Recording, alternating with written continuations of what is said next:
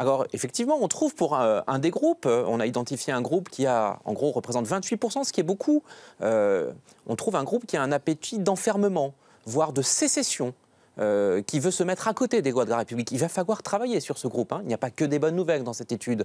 Mais par exemple, quand on demande aux musulmans interrogés dans l'enquête, est-ce que vous voteriez systématiquement pour un candidat à des élections en fonction de sa religion? En gros, s'il est musulman, 80% disent non.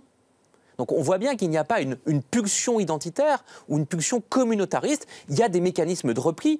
Et d'ailleurs, ce qui est très intéressant, c'est que ceux qui se replient, les 28% dont je parlais, connaissent très peu l'islam.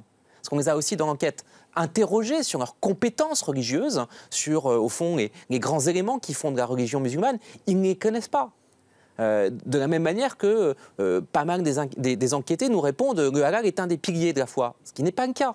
Hein. Donc on voit bien qu'il y a aujourd'hui un mécanisme identitaire de fermeture, de sécession, en gros pour 28% des personnes qu'on a interrogées. Il faut travailler en leur direction et en même temps, il n'y a pas un islam de France avec un comportement communautariste des musulmans français. Ça n'est pas vrai.